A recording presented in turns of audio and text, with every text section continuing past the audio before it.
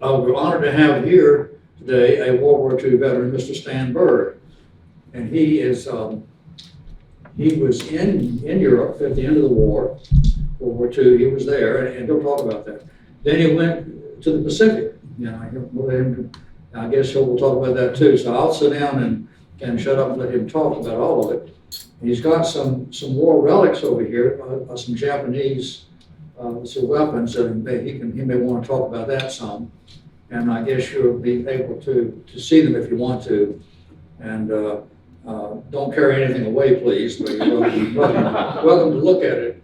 And anyway, let me ask Mr. Stan Byrd. I have known Stan for over 40 years, and members of the same church. It was only recently that I got to hear his story. It's a remarkable story. And thank you, Stan. If you want to speak here or there, whatever works best for you.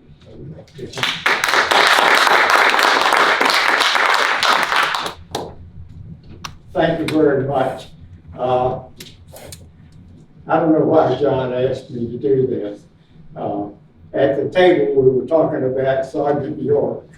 I don't have a story like Sergeant York at all, but I had a very unique type service. Well, first I want to tell you a little bit about me. I was born in Roanoke, Virginia on July 3rd, 1926. We lived in Northwest Roanoke, over on Grayson Avenue. We lived there for 7 years. I attended 1 year of school in Roanoke. I attended Melrose Elementary School for 1 year. Then that summer, my family moved to Portsmouth, Virginia, and my father went to work for the Norfolk Naval Shipyard, and I lived there 33 years. Next month, June 6th, is the anniversary of D-Day, and all of you are familiar with D-Day. On that day, I was 17 years old. I graduated from high school the year before, and I was employed at the Norfolk Naval Shipyard as an apprentice draftsman. 27 days later, I celebrated my 18th birthday, and I went down to the draft board and registered. About a month later, I got a letter from the draft board asking me to meet at the Greyhound bus station on a morning at 7 o'clock. And I boarded a bus with 49 other 18-year-olds, and we went to Richmond for a physical examination. And surprisingly, most of us passed. And we came back home, and in September, I guess it was, I got a letter from the president inviting me to come back to this bus station again and go to Richmond to be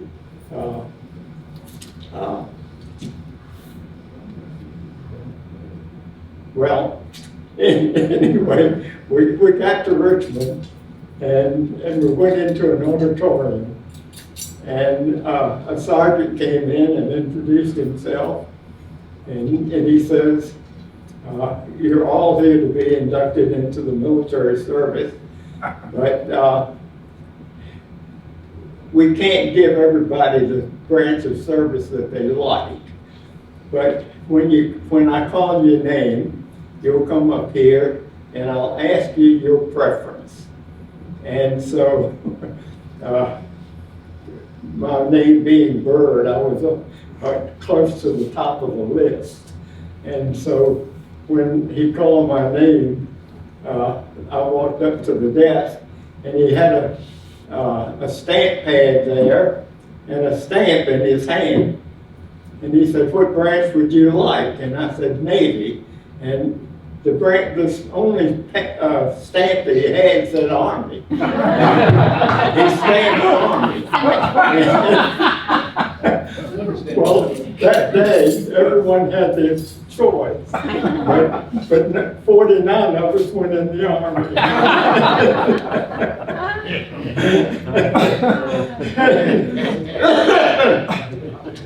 So,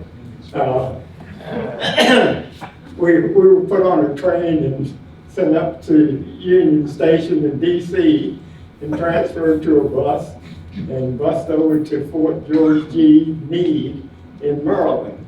And we spent several days there, and we took all the tests and got all the shots.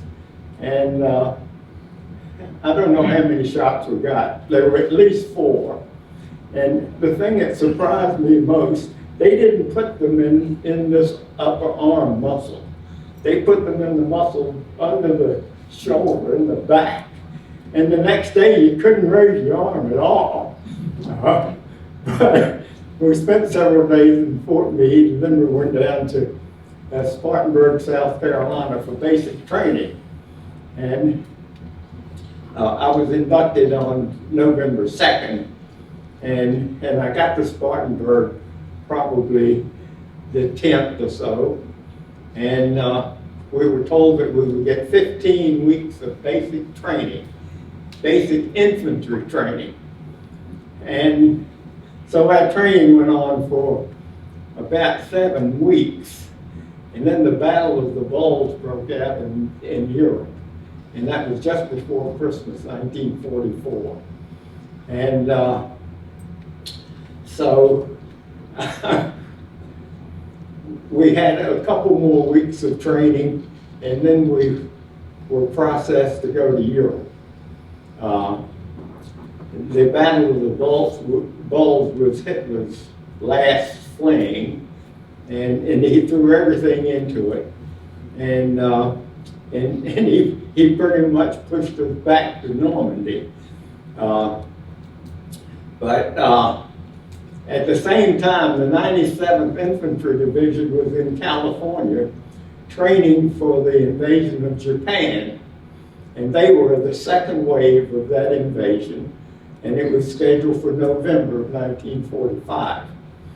And so we were processed and finally ended up in Le Havre, France on the 1st of February. And by then the Battle of the Bulge was pretty much over. And so we got on the train and went across France and Belgium and Holland into Germany. And I think I was in Bonn, Germany, when I was finally assigned to the 97th Infantry Division. And from then on, we just sort of did cleanup stuff.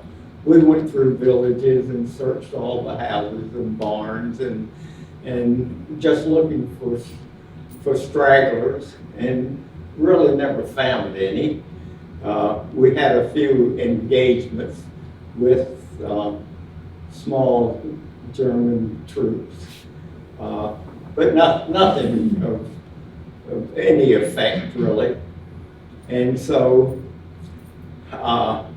we walked pretty much across most of Germany into Czechoslovakia, and we stopped several miles from Prague, and we sat there 3 or 4 days waiting for the Russians to come in and take Prague.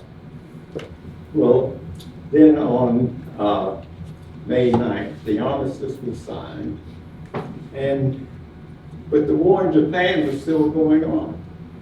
And the 97th Infantry was scheduled for that first and second wave of the invasion. So immediately we started processing to come back to the States. And we got back to the States along about June 20th, I guess. And we got a 30-day pass. And I was at home for my 19th birthday. while I was in Europe, I was promoted from private to private first class. Do it all. That meant a $4 raise every month. I also received the combat infantry badge, and that was a badge worth receiving. That meant $10 a month more. So my income then was $64 a month. So we came back to the States, and I was home for my 19th birthday, and had a great time. And then we reassembled at Fort Bragg, North Carolina. And of course, the division was spread out all over the country. And by the time everyone got back there, it was about the 1st of August. So we got on a troop train heading for Seattle.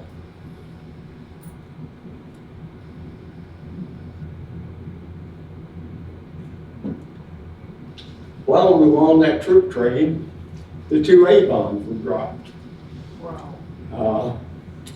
But we continued on to Seattle. We spent 2 nights in Seattle and then got on a troop ship heading for the Philippines. And we were in the Philippines, still aboard ship. We never got off the ship.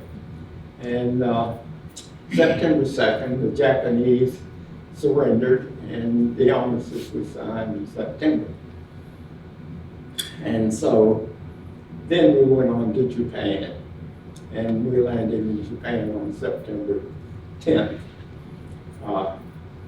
But I was in Europe at the end of the war. So I got the Victory in Europe medal because I was there. I was in the Philippines, so I got the Victory in Japan medal because I was there. So the best medal of all was the combat infantry badge, because that was $10 a month. $10 a month. But we went on into Japan, and I stayed in Japan 14 months. And it was very, very good duty in Japan. The emperor had stated that the war was over, and so there was no hostility at all from the Japanese people. We were accepted like old friends, and it was just a pleasure to be there for 14 months. John said, I have a couple of relics over here. I have an infantry rifle, a Japanese infantry rifle. And I also have a samurai sword that John tells me has some value now. Everyone that wanted a Japanese rifle got one because there were thousands of them there. But there were very few swords, and I don't remember how I happened to get it. The company came in with a group of swords, and somehow they distributed. I don't know if they drew names or what, but I happened to get a sword. And I think they're very interesting if you'd like to look at them there. But that's the end of my war story. I'll be 96 years old if I make it to July 3rd. I had been back in Roanoke for 56 years, and I now reside at Brandon Oaks Retirement Community. If you have any questions, I'll try to answer them. Mr. Byrd, when did you make corporal? I never made corporal. You never made corporal? I ended up private first class. Mr. Byrd, what generals did you serve under? Well, I found out just a few years ago that I was in Patton's army. I didn't know that until I read Killing Patton by Bill O'Reilly, yeah. But we were in Patton's army when the war was over. So I never knew that until I read the book. Where were you in Japan? In Japan, it was Douglas and MacArthur. I know, but where were you stationed in Japan? Well, at first, my company was assigned to a small airfield that was probably 40 miles from Tokyo. I never knew exactly because I never had a good map of Japan.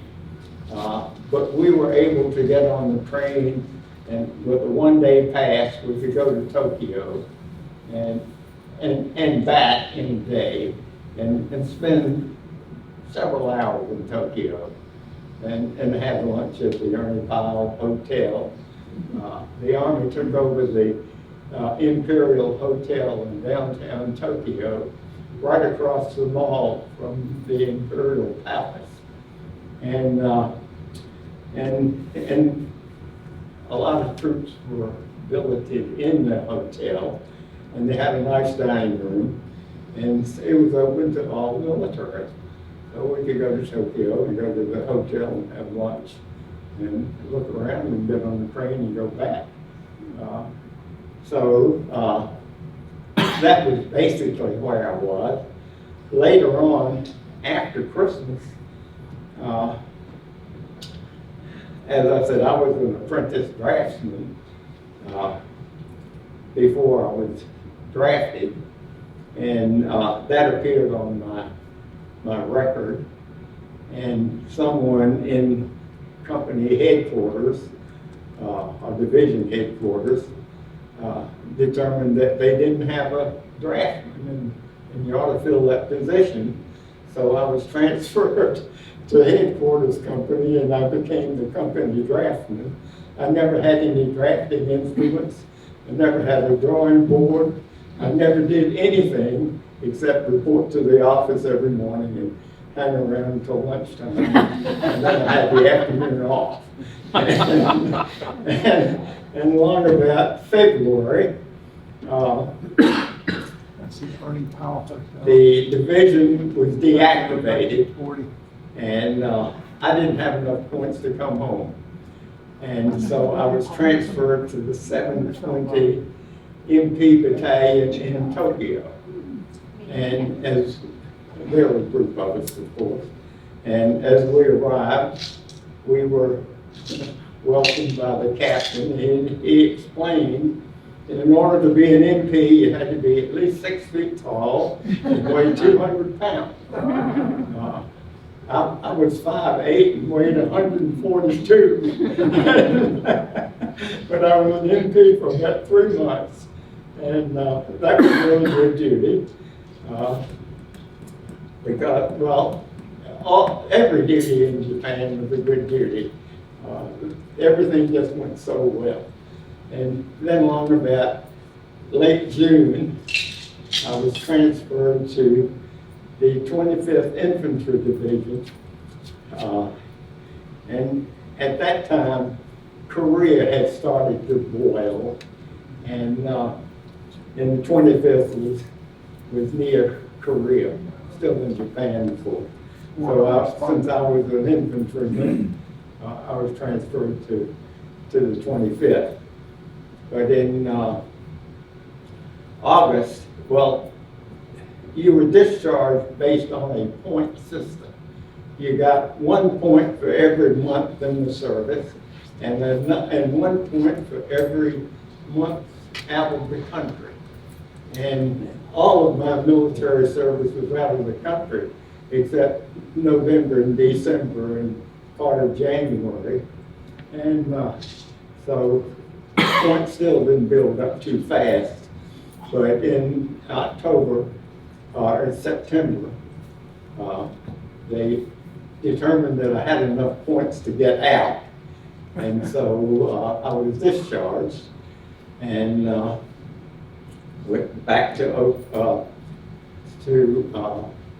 Yokohama and got on this troop ship and came back to Seattle. then on a troop train cross country to Fort Bragg, and I was discharged from Fort Bragg.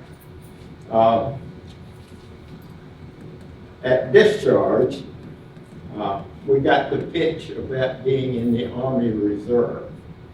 And the pitch was that Korea is going to happen soon. And if you join the reserves, you get to maintain your rank. So I joined the reserve. But they also explained you could be in the active reserve or the inactive reserve. Well, I chose inactive. And I lived in Portsmouth at the time.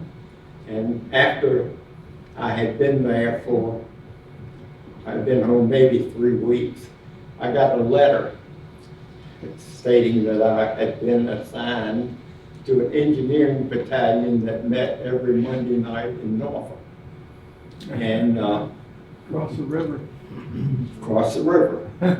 And but I had chosen inactive. I ignored it. Every Saturday, I got a postcard in the mail reminding me of the meeting Monday night. I never attended the first meeting. I was inactive, and in April of 1950, I got a package in the mail, and it was my discharge. They had discharged me. I completed my 4 years in the inactive reserve. 2 months later, in June, Korea broke out. And the engineering battalion that I did not attend left Norfolk that month, going to Korea. So I missed Korea by the skin of my teeth. Wow. And so the Lord's been good to me. And so that's all I have to say. Any more questions? I like how you volunteered for the Navy and you ended up in the Army. I remember my father telling me when I was a teenager that he had signed up for the Air Force. And when he reported for duty, he found himself in the Army. And the sergeant said, "Yes, son, you're in the Army. It's the Army Air Force." Back then, I guess the Air Force wasn't the Air Force. It belonged to the Army. And the sergeant told him, everything is Army. So, Air Force became separate in October 1947. 47.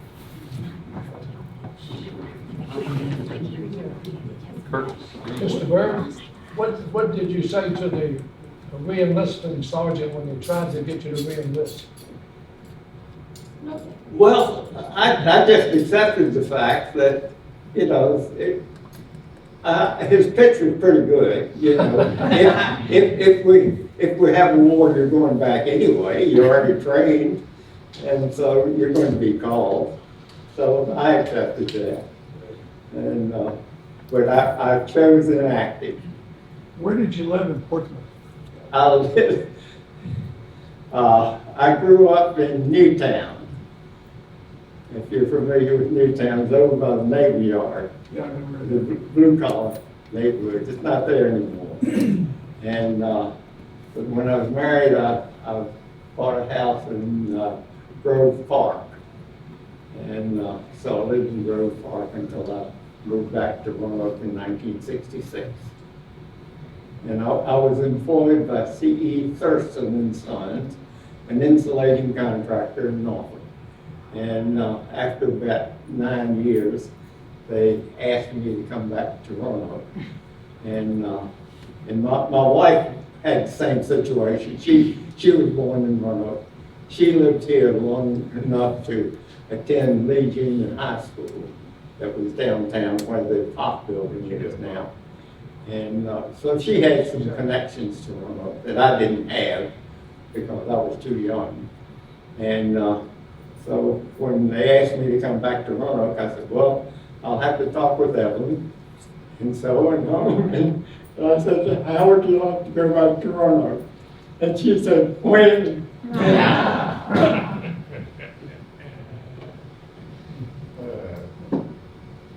Stan, So I came back to Roanoke. Yeah.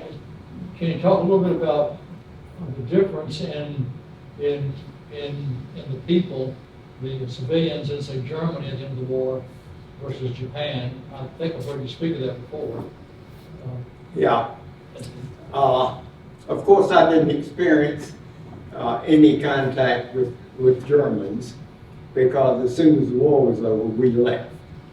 And but in Japan, the Empress said the war was over, and so we were accepted like old friends. Never had a minute's problem with anyone in Japan. It was just a pleasure to be there. I agree, I spent 2.5 years there. I said, I agree, I spent 2.5 years in Japan, then on to Korea. Okay. Anything else? Very enjoyable, we thank you very much. Good job.